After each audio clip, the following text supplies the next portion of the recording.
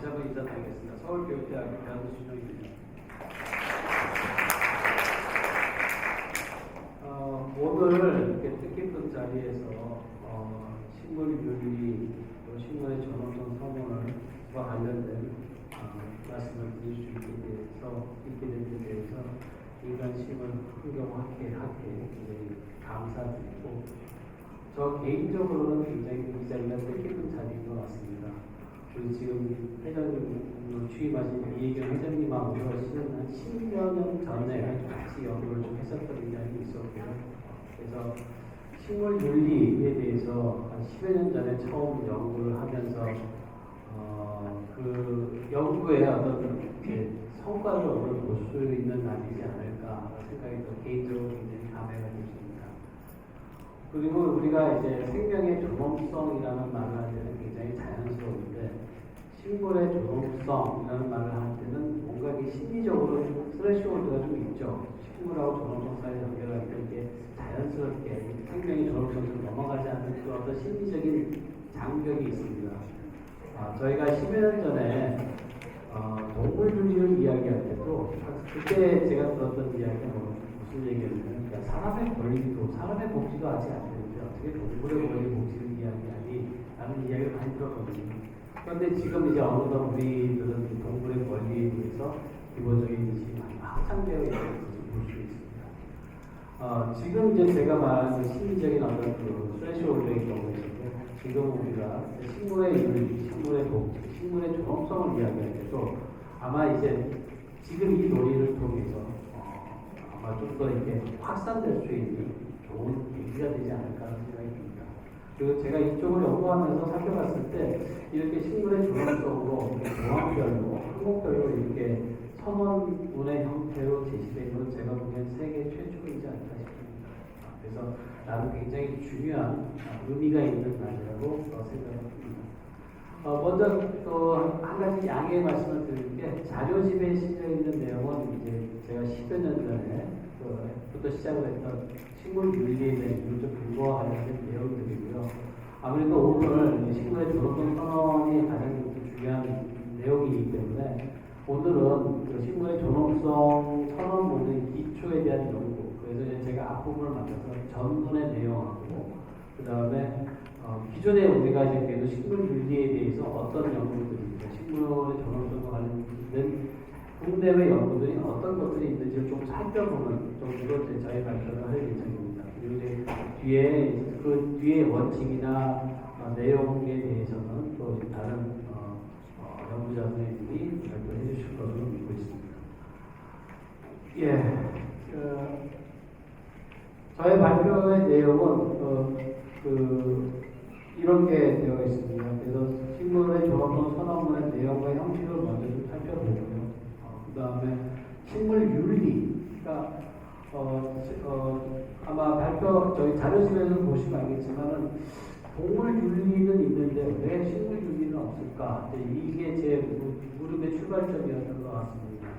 그래서 이 식물 윤리라고 하는 것들에 대한 선행 연구를 좀 살펴봤고요. 그 다음에 식물의 권리, 윤리에서 지금 권리로 넘어가면서 권리 선언에 대한 국내외 연구들을 좀 살펴보고 결론적으로 말씀을 드리려고 합니다.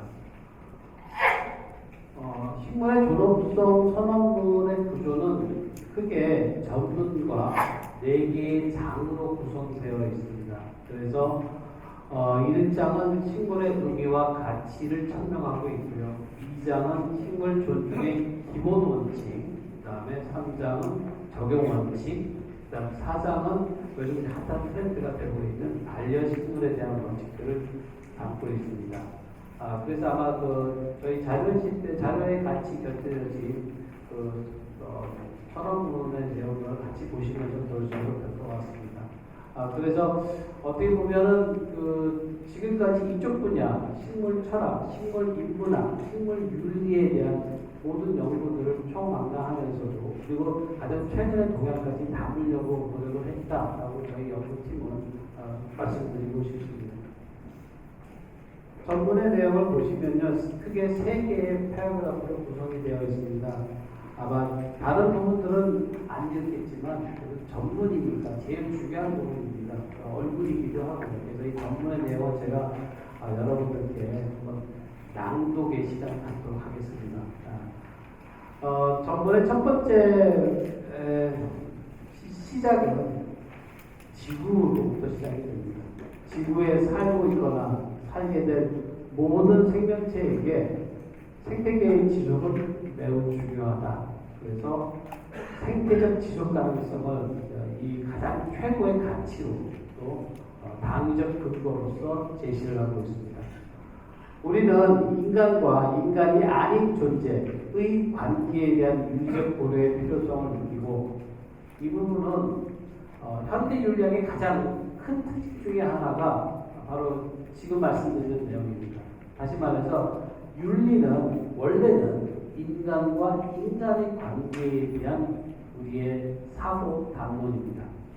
그런데 현대 윤리학에 오면서 인간과 인간이 아닌 영역, 그러니까 휴먼과 넌 휴먼의 관계에 대한 윤리적 고려까지 확장되는 것이 현대 윤리적 담론의 가장 중요한 특징입니다.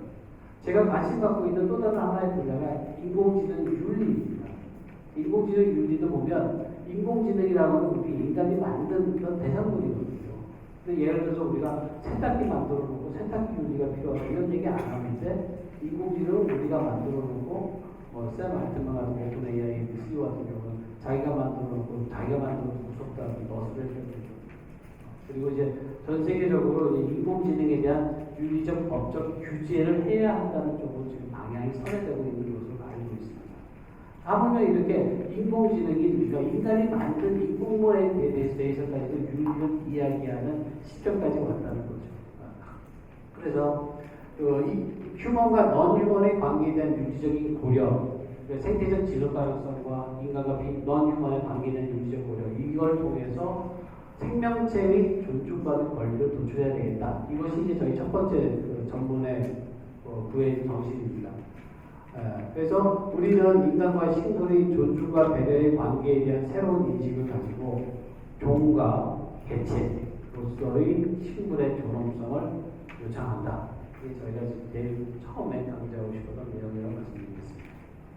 두 번째 문단은요, 식물을 포함한 모든 생명체는 고유의 조음을 지닌 존재이다라고 설명하고 있습니다. 원칙적으로 식물은 자신의 생존과 번식을 추구할 권리를 가지고, 물론 여기서의 권리는 법적 권리라기보다는 생태적 권리로 해석하시는 게 좀 나을 것 같습니다. 인과가 식물은 식물의 복지, 식물의 웰페어하고 번성, 식물의 플러리싱을 중시하는 새로운 관계를 형성해야 한다라고 말하고 있습니다. 그러니까 이 말은 지금까지는 이렇게 되어 오지 못했다라는 어떤 상황 판단 하에서 나오는 얘기입니다. 인간과 식물의 관계 맺음이 도구적 관점에만 머물러서는 안 되고, 그렇다고 해서 저희가 도구적 관점을 지향하거나 버려야 된다고 이야기하는 건 아니죠. 도구적 관점은 기본적으로 유지가 되지만 거기에서 국한되는 것이 아니라 더 나아가서 모든 생명체가 연대적 생명이라는 생태적 관점, 그 다음 두 번째는 지구 환경에 적응하고 살아가는 유기체라는 진화적 관점, 이 세 가지의 관점에서 저는 이거를 슈바이처의 표현을 든다면 삼화음이라고 이야기를 하고 있습니다. 드라이클락이라고 이야기하는데 이 세 가지의 그 관점이 조화를 이룰 때, 그럴 때 비로소 인간과 식물은 서로 협력하고 존중하는 생명체로 모아야 한다라고 말씀을 드리고 싶습니다. 마지막으로 이제 미래 세대와 생태계의 지속을 위해 우리는 지혜를 모아야 한다. 우리가 원하는 인간과 식물의 미래는 지금 우리의 의지와 행동에 달려있다. 이에 우리는 인간과 식물의 관계를 규정하는 식물의 존중받을 권리를 표방한다. 라고 구성을 했습니다. 아름답죠? 아닌가요? 감사합니다. 예, 그래서 이제 그 1장으로 넘어가면요, 기본적으로 식물의 의리와 가치에서 생명의 존엄성, 그 다음에 식물의 가치, 그 다음에 이제 그 식물의 그 자체의 조음을 지향하는 진화적 유기체로서의 식물을 규정하고 그와 관련된 항목들을 다뤄놨습니다. 예, 2장은 식물 존중의 기본 원칙이라고 해서요, 저희가 뭐 원칙이 이제 저희가 여러 이제 그 응용 윤리에서 나오는 윤리 원칙들, 그리고 그동안 식물 윤리나 식물 인문학에서 이야기되었던 그 원리들, 원칙들을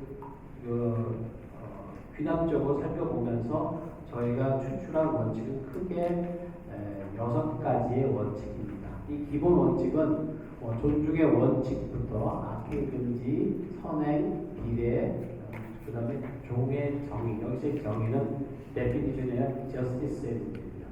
그 다음에 서식지 보존의 원칙, 그래서 6가지의 기본 원칙을 설정을 했고요. 이 기본 원칙에 대한 자세한 설명은 이 다음 발표인 김난주 교수님께서 해주실 걸로 믿습니다. 그러면 이제 그 식물윤리와 관련된 선행 연구들이 이제 뭐가 있었느냐 보면 제가 살펴봤을 때 이제 되게 1970년대부터 90년대까지 아주 산별적으로 이제 식물에 대한 연구들이 아주 조금씩 있었습니다. 그래서 특히 이제 영리 철학계에서는 주로 이제 이 바이오센트리즘, 저희가 이제 환경 철학이나 생태 철학에서는 생명 중심주의라고 번역을 하고 있는데요.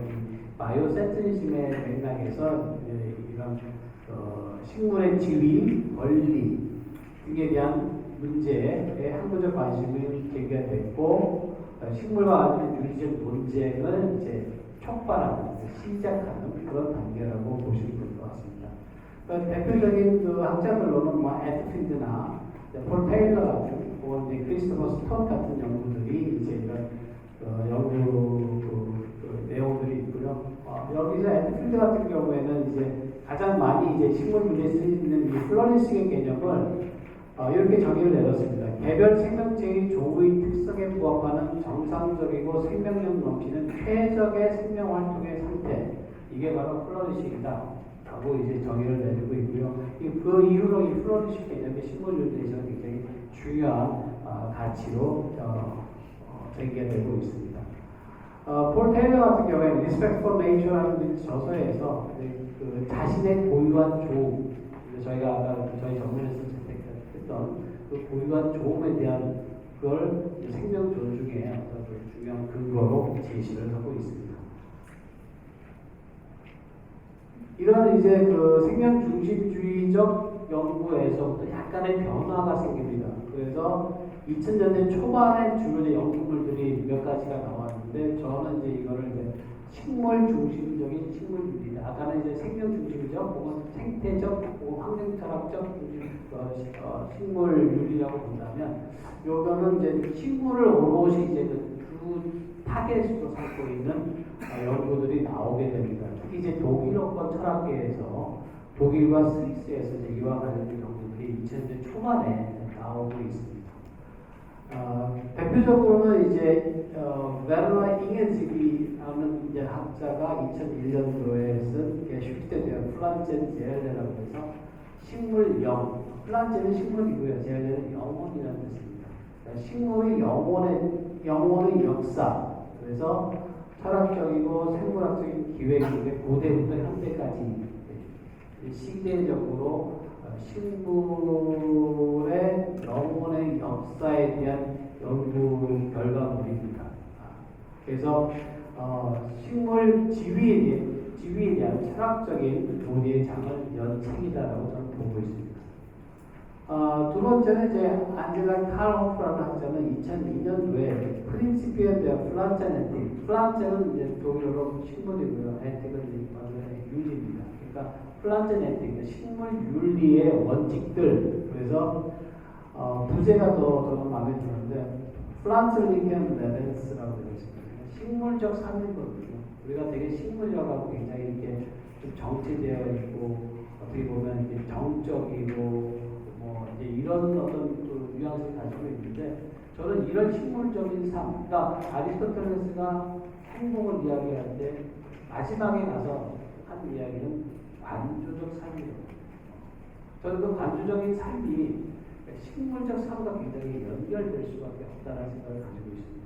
그래서 특히 이제 여기서 식물적 삶, 생물학 바이올로지하고 철학, 안에서 식물적인 삶에 대한 가치를 다시 평가하자라는 부제를 갖고 있습니다. 그래서 식물을 이제 식물의 어떤 좋은 삶, 식물의 능력에 대해서 논의를 하고 있고요.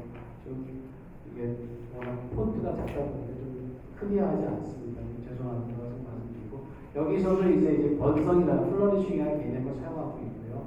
그 다음에 식물 윤리에 대한 관련된 논증을 이끈 역할을 한 책이라고 보고 있습니다. 다음 세 번째 책은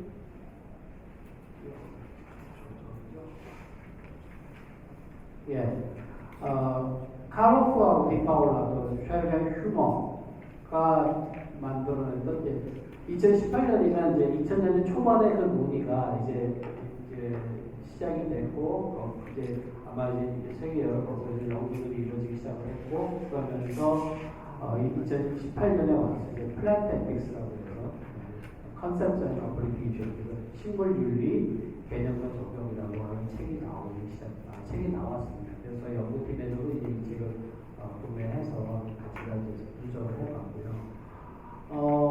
이게 이제 식물 윤리를 이제 독자적인 탐구 대상으로 삼고 기존의 어떤 생태 윤리학적인 관점과는 이제 조금 다르게 식물 윤리와 관련된 거기에 좀 더 포커스가 되어 있는 책이라고 보시면 될 것 같습니다. 근데 여기서 이제 세 가지 이제 접근법을 제시를 해요. 이제 세 가지. 첫 번째가 이제 non-moral yet inclusive approach입니다. 그러니까 도덕적이지는 않지만 도덕적이지 않다는 얘기는 비도덕적이라는 얘기는 아니고요. non-moral이라고. 도덕과는 그러니까 아마 도덕과 식물을 직접 연결하기에 상당히 조금 우리가 부담스러운 면이 분명히 있는 사실이거든요. 우리가 가서 꽃을 대하면서 도덕적 고려를 한다고 해서 꽃도 존엄해야 하고 꽃도 살아야 되고 그러니까 꽃의 어떤 걸 마치 어떤 손을 댈 수 없다라고 생각한다면 우리에게 많이 힘들어지겠죠. 아마 그런 맥락에서 도덕적이라고까지 요구할 수는 없지만 그래도 이게 포괄적인 관점에서 접근을 해보자라는 게 첫 번째 접근법이고요. 두 번째는 이제 아마 반려식물하고 관련될 것 같은데 덕윤리 관점에서 이제 인간과 식물의 관계, 왜 우리는 식물과의 삶을 원하는가에 대한 측면을 볼 때 유용한 관점이라고 생각이 됩니다. 세 번째는 이제 자연의 가치를 인정하는 접근법입니다. 그래서 식물 그 자체가 가치를 지니고 있고 식물을 윤리적으로 배우해야 한다.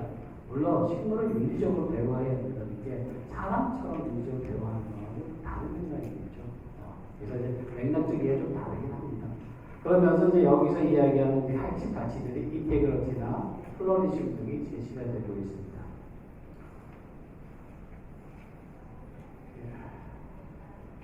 그 다음에 이제 지금까지는 이제 식물 윤리에 대한 연구들의 경향성을 좀 살펴봤고요. 이제는 이제 구체적으로 식물의 권리까지, 왜냐하면 이제 권리 개념은 이제 윤리보다는 조금 더 구체화되는 단계라고 보시면 될 것 같습니다. 그래서 이제 처음 나온 게 2008년도에 스위스에서 이제 Non-Human Biotechnology의 연방윤리위원회에서 이런 선언문을 공표를 합니다. 그러니까 생명체의 존엄성에 대해 식물과 관련된, 그러니까 아마 여기서도 식물의 존엄성이라는 표현을 직접적으로 가져오기는 조금 어색한 부분이 있을 거예요. 리가딩이라는 표현을 쓴 걸로 알고 있습니다. 그런데 아마 이제는 좀 더 넘어가서 이제 디그너티 오브 플랜트로 가도 되지 않을까 생각을 하고 있습니다. 그래서 이제 모랄 컨시더리랑 플랜트 데어 식물 그 자체를 위한 도덕적 고려라고 이제 부제에서 좀 오해 여지가 있으니까 이건 식물에 대한 도덕적인 고려를 하는 거다라는 것을 다 알아주고 있습니다. 그래서 식물의 존엄성은 대표로는 그전에는 학술적 담론의 수준에서 이제 진행되는 것들을 선언적 수준에서 이끌어낸다는 점에서는 굉장히 의미가 있는 문건이라고 생각을 하고 있습니다. 그래서 이 존엄성이라는 걸 식물에게 적용하는 것에 대해서 그 당시에 굉장히 논쟁이 있었고 이런 여러 가지 고려에 대해서 식물이 도덕적으로 중요한 이유, 도덕적으로 고려하는 입장, 식물의 이익과 다른 유기체의 비교 문제 등이 논의가 되고요. 그래서 일종의 식물의 배후에 대한 일종의 가이드라인, 윤리 가이드라인을 물론 이제 이 가이드라인 자체에 대해서도 2008년에 벌써 이제 10여 년 전이기 때문에 이 부분에 대해서는 이제 어떤 위원들은 동의하고 어떤 위원들은 동의 안 하고 요거까지 다 포함해서 시도더라고요. 그래서 임의적 해야 피처스는 안 된다. 그 다음에 도구화할 때 그냥 도구화하는 게 아니라 적어도 도덕적 정당화를 해야 된다. 왜 식물을 우리가 도구화하는지에 대한 도덕적 정당화가 있어야 된다는 걸 요구하고 있고요. 식물의 절대적인 소유권은 성립되기 어렵다. 어떻게 이제 식물이 누구의 소유가 될 수 있느냐는 건데. 그러니까 유전자 변형의 경우에는 식물의 번식 능력과 적응 능력의 확보라는 전제 하에서는 유전자 변형이 융합성의 개념과 모순되지는 않는다. 그래서 이제 연구의 어떤 가능성을 열어놓은 걸로 보고 있습니다.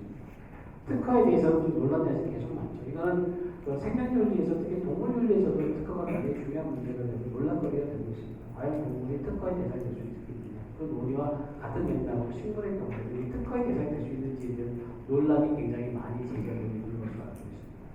식물의 다양성, 비례 원칙들과 같은 이렇게 7가지의 원리를 제시하고 있는데 이게 뭐 어떤 권리적인 측면 이야기보다는 이런 것들을 고려해 봐야 한다 정도의 의미라고 볼 수 있습니다.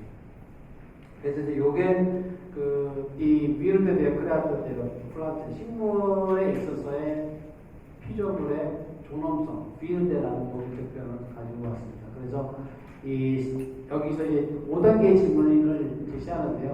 식물에 대한 도덕적인 고려에서 대상이 되는 건 도대체 뭐냐? 우리가 식물에 대한 도덕적 고려할 때 우리가 고려의 대상이 되는 게 뭐냐?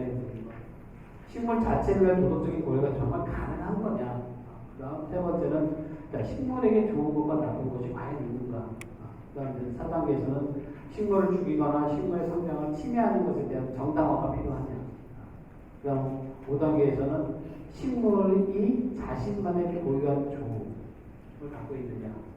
그 조음을 가지고 있다면 그 조음에 대한 식물의 인터레스트가 있을 수 있다는 걸 지금 전제하는 거죠. 그 다음에 이제 2008년도에 나온 프로린 칼클린의 연구인데요. 인간과 식물 환경, 식물과 인간의 관계에 대한 학제적인 탐구를 기반으로 해서 식물의 권리를 선언했다는 점에서는 주목할 만한 가치가 있다고 보여집니다.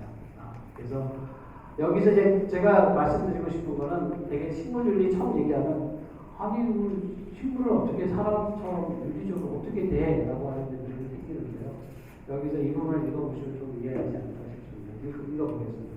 만약 우리가 식물의 권리를 부여한다면 이건 우리가 더 이상 식물을 먹거나 다른 방법으로 식물을 사용하지 말아야 한다는 것을 의미하지는 않는다.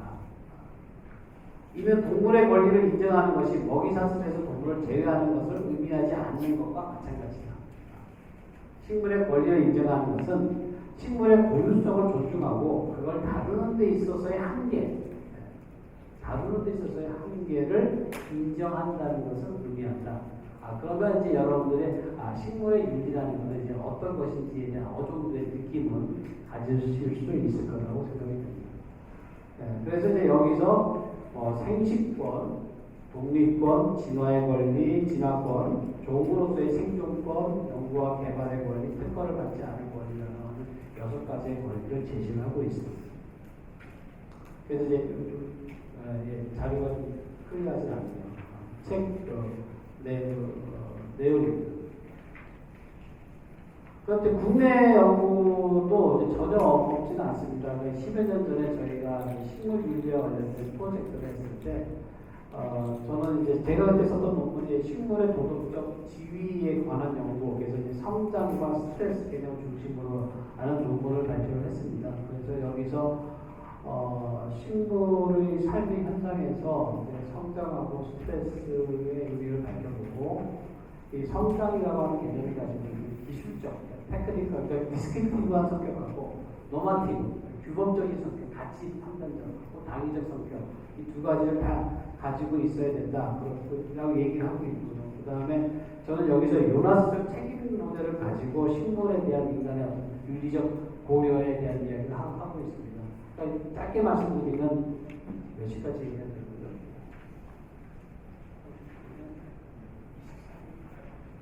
예, 알겠습니다. 요나스의 책임보다 간단하게 말씀드리면 이런 겁니다. 우리가 그동안 책임을 이야기할 때는 내가 했던 행위나 행위의 결과가 어떤 데미지를 가져오고 그것에 대해서 나는 책임을 져야 한다는 게 우리가 전통적인 민의 책임이거든요. 그런데 현대사회에서 현대 책임론을 연구하는 학자들의 경우에는 내가 하지 않은 행위에 대해서조차도 책임을 져야 한다는 얘기를 하고 있거든요. 그게 이제 요나스의 얘기예요. 그러니까 내가 했던 행위에 대한 책임도 있고 앞으로 내가 해야 할 행위에 대한 책임도 있고 내가 하지 않은 행위에 대한 책임도 져야 된다. 그러면서 이제 어떤 얘기를 하냐면 어떤 가치가 있는 존재가 있고 근데 이 존재가 in danger, 위험한 상태에 빠져 있다는 게 첫 번째 조건입니다. 근데 두 번째 조건은 내가 이 존재자를 케어할 수 있는 권리와 능력이 있는 겁니다. 케어할 수 있는 능력이 있는 거죠. 이 두 가지 전제 조건으로부터 나는 이 존재자에 대한 책임이 발생한다고 합니다.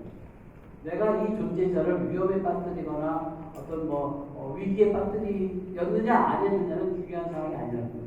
어떤 가치 있는 위기로는 어떤 존재자가 있고 그걸 내가 보호할 수 있는 또 케어해 줄 수 있는 능력이 있으면 나는 이 존재자에 대한 책임을 져야 한다는 게 요나스 책임 모델의 그 내용입니다. 그러면 이걸 이제 우리가 식물에게 적용을 해보면 내가 어떤 식물에게 저도 이제 워낙 이제 식물을 좋아해서 연구실에 많이 한동안 많이 갖다 놨어요. 많이 갖다 놓고 키우고 막 하는데 연구실이랑 관계가 참 자연적이지 못하죠. 그래서 어디 출장을 뭐 하기가 갔다 오면 또 불교한테 부탁할 수도 없고 다 죽고 또 다시 이런 과정을 몇 번 하다 보니까 너무 마음이 아파서 연구실에 있는 식물을 다 치웠어요. 지금. 네. 죽이기가 너무 아까워. 너무 미안해서. 근데 그런 어떤 느낌을 생각해 보면 내가 이 식물을 살릴 수도 있고 죽일 수도 있다는 생각이 드는 거죠. 그러면 저는 이 식물에게 내가 어떻게 해야 되는지에 대한 어떤 조금적 책임을 느끼게 되는 거죠. 그래서 지금은 아예 연구실에도 화분을 안 갖다 놓는 방법을 택했지만 반성하고 좀 다른 방법으로 좀 방법을 찾아봐야 되지 않을까 생각을 하고 있습니다. 그래서 이제 그렇게 이제 이야기할 경우에 물론 이제 이게 저는 이제 개체로서의 식물에 대한 이야기를 하고 있는 거죠. 그런데 이제 가장 중요한 관점이 이제 이 식물을 개체로 볼 거냐, 아니면 종 전체로 볼 거냐 굉장히 중요한 부분이기도 해요. 그래서 레오폴드 같은 생태학자도 이제 전체를 위해서는 개체의 희생은 불가피하다는 이야기를 하기도 하죠. 그런 관점에서 우리가 반드시 개체로서만 혹은 종으로서 어느 한 걸 선택할 필요는 없다고 생각이 돼요. 맥락적 상황에 따라서 개체로서의 식물에 대한 이야기를 있을 수 있고 종으로서 전체로서의 식물에 대한 보여도 필요하다고 보여줄 수 있다고 생각이 듭니다. 이제 이런 연구가 있었고요. 그 다음에 요 다음에 발표하신 김남희 교수님 연구가 또 이제 두 번째 연구입니다. 그래서 식물 유기학의 원리, 그래서 이게 2011년에 저희가 2010년까지 프로젝트를 해가지고 결과물이 2011년에 나옵니다. 11년에 했으니 부분이고 아마 요 내용들이 이제 다 녹아들어서 지금의 원리 서론, 졸업적 서론에 들어가 있다고 생각이 되고, 이 부분은 아마 이제 요 뒷부분에 발표해서 더 자세히 이야기할 거라고 넘어가겠습니다. 이외에도 이제 저하고 이제 김남희 교수님 연구에도 2017년에 이제 식물권을 정당화할 수 있는 거, 식물 권리에 대한 논의도 이제 나와 있더라고요. 그래서 식물의 권리에 대한 이야기. 그래서 기본적으로 이제 식물의 권리라는 것과 동물권을 비교해 보면서 어떤 식물의 권리를 정당화하는 논의가 필요하다. 이 정도의 주장으로 이제 끝이 난 걸로 보고 있습니다. 그래서 이제 제가 특히 이제 아무래도 식물 윤리를 하다 보니 동물 윤리하고 굉장히 비교되는 그래요. 그래서 이제 이를테면 동물은 때리면 아파하잖아. 근데 식물은 꺾으면 안 아파하잖아. 이런 얘기를 하거든요. 근데 저는 그게 관점이 굉장히 다르다고 봅니다. 예를 들어서 우리 인간도 그렇고 한 달에 한 번씩 미용실 가거나 이가수 있잖아요. 짜다도 안 죽죠. 근데 너무 치면 죽죠. 식물도 저는 이제 다른 데 가서 자신있게 얘기하는데 여기 진짜 적응하신 분들이 계시니까 좀 말하기가 겁이 나긴 하는데 식물도 어떤 부분을 자르면 재생이 되지만 어떤 부분을 자르면 재생이 안 되고 죽잖아요. 그게 그 정도의 차이라고 보는 거죠. 그래서 나는 동물에게 불필요한 고통을 가하기 싫어서 채식주의, 베지테리안이 될 거야. 식물은 고통을 안 느끼니까. 그러니까 우리가 모른다고 해서 안 느낀다고 얘기할 수는 없는 거죠. 여러분들과 저 사이에 아무것도 없는 것처럼 보이지만 아무것도 없는 것은 우리에게 보이는 사실은 이 안에도 지금 여러분과 저 사이에 뭔가가 있죠. 우리가 우리의 눈에 보이지 않는다고 해서 없는 건 아니라는 거죠. 있는데 우리가 모른다는 거죠. 그걸 우리가 없다라고 표현할 수 있을지 모르겠지만 그건 없는 게 없는 건 아닐 겁니다. 없는 게 있는 거죠. 예, 죄송합니다. 참칭 걸려준다고 그래서. 예, 그래서 이 연구와, 그다음 마지막에 이제 또, 부산분이 계신 분이 하나 연구가 좀 있죠. 그래서 이제, 이현수 교수님 같은 경우에는 식물의 권리가 정당화될 수 있느냐. 그래서 이제 반려식임을 얘기하면서 식물의 정당한 권리를 생각해야 된다라는 그 취지로 이제 연구를 하면서 살펴봤습니다. 예, 이런 연구들을 통해서 사실은 오늘 이제 이 식물 존엄성 선언이라고 하는 이 내용 자체가 굉장히 생소하게 느껴질 수도 있고 별걸 다 한다는 생각하실 사실 좀 있으실 것 같기도 하지만 이 선언이 앞으로 굉장히 큰 파장을 일으키지 않을까라는 생각을 하고 있고요. 그래서 저는 이제 우리 김관희 과장님 계시지만 이게 식물 존엄성 선언은 버전 1.0이다라고 생각을 하고 있습니다. 이 논의를 계기로 해서 이제 분명히 많은 담론이 이루어지고 그리고 나서 이제 이 버전 2.0, 3.0으로 계속 업그레이드 될 수 있지 않을까라는 생각을 해보고요. 그래서 이제 이 오늘의 이 식물 존엄 선언이 국내에서는 이제 실론적 성격을 가지고 있지만 앞으로 이제 우리가 동물윤리가 10년 전에는 참 웃음의 조롱의 대상이 됐지만 지금은 법으로도 되고 사람들이 일반적인 인식으로 전환됐던 것처럼 앞으로 지금부터 해서 이제 식물윤리 혹은 식물의 존엄성 혹은 식물의 권리 그리고 이제 반려식물의 개념으로까지 확장되어서 식물과 인간의 그동안의 어떤 도구적 관점에서 이런 탈도구주의적 관점이겠죠. 그러니까 인간 중심적인 관점을 벗어나서 인간과 식물이 정말 동반자적 관계를 통해서 결국 가장 지향해야 될 것은 생태적 지속 가능성이죠. 생태적 지속 가능성을 위해서 같이 가는 동반자적 관계를 맺는 것 이것이 이제 오늘 선언하고 있는 이 식물 존엄성 선언의 가장 기본적인 정신이자 가치이자 이념이라고 말씀드리겠습니다. 예, 이것으로 저의 첫 발표를 마치겠습니다. 들어주셔서 감사합니다. 감사합니다. 정 교수님께서 식물 존엄성 선언의 전문과 4개 중 2개 장 소개해 주셨고 국내 산행연구 소개하시면서 식물 존엄성 선언 1.0 버전에 관한 강의를 해주셨습니다. 시간 관계상 한 분만 좀